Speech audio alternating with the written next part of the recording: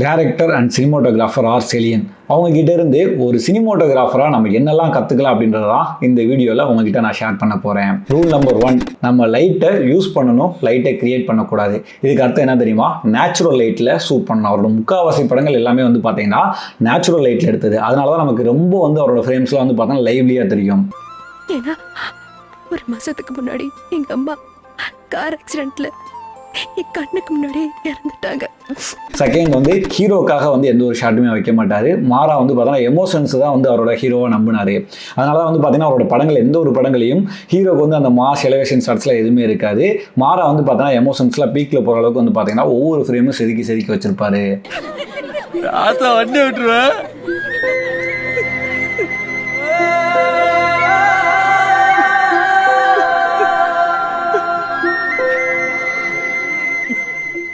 Rule number 3, அவரோட படங்களில் லொக்கேஷனே வந்து பார்த்தீங்கன்னா ஒரு கேரக்டராகவே யூஸ் பண்ணியிருப்பாருங்க.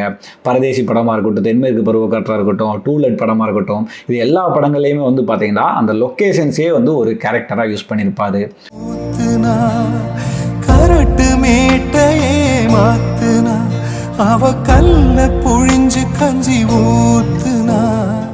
ரூல் நம்பர் 4, நம்ம வந்து பொதுவாக ஒரு சினிமோட்டோகிராஃபர் ஒரு எமோஷனை கன்வே பண்ணா ஒரு மிட் ஷாட் இல்லை க்ளோஸ் போங்க இல்லை டைட்டு போங்க அப்படின்னு நம்ம சொல்லுவோம்ல. ஆனால் இவரோட படங்களில் ஒயிட் ஷாட்ஸுமே வந்து பார்த்தீங்கன்னா அவ்வளோ அழகாக வந்து எமோஷன்ஸ் நமக்கு கன்வே பண்ணுங்க. பிடிச்சு தான் பெருக்குறா, மண்ணை கிண்டி தான் பொழைக்கிறா. ரூல் நம்பர் 5, இவரோட படங்களில் சைலன்ஸுக்குமே வந்து பார்த்தீங்கன்னா ஒரு விஷுவல் லாங்குவேஜ் இருக்குங்க. விஷுவல் ஸ்டோரி டெல்லிங்கை வந்து இவரோட எல்லா படங்கள்லையுமே இவர் பண்ணுற எல்லா சினிமோட்டோகிராஃபி ஒர்க்லையுமே வந்து பார்த்தீங்கன்னா அவ்வளோ அழகாக வந்து கேரி ஓவர் பண்ணி போவார்.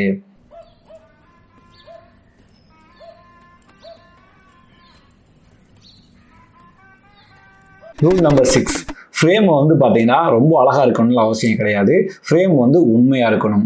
ரூல் நம்பர் 7, கேமரா வந்து நம்ம வைக்கிற ஒவ்வொரு ஆங்கிலுமே ஆடியன்ஸை இம்ப்ரெஸ் பண்ணுறதுக்கு வைக்காமல் இல்லாமல் நம்ம அந்த கதைக்கு என்ன தேவையோ அதுக்கு தான் வைக்கணும். ஸோ இது எல்லாமே வந்து அவரோட படங்களில் நான் பார்த்து தெரிஞ்சுக்கிட்டது. நிறையா ஃபிலிம் கிரிட்டிக்ஸ்லாம் வந்து பார்த்தீங்கன்னா அவரோட படங்களை பார்த்து கொடுத்த ரிவ்யூவை வச்சு தான் இப்போ உங்களுக்கு இந்த 7 ரூல்ஸ் சொல்லியிருக்கேன். அவரோட படங்களில் உங்களுக்கு என்ன படம் பிடிக்கும், எதுக்காக பிடிக்கும் அப்படின்றத நீங்கள் கீழே கமெண்ட் பண்ணுங்கள். அவர் எடுத்த படங்களோட எண்ணிக்கை ரொம்ப கம்மி அப்படின்னாலும் அந்த படங்களோட விஷுவல் குவாலிட்டி காலத்துக்குமே அவரை வந்து ஒரு ஆசானதாக வச்சுருக்கோம்.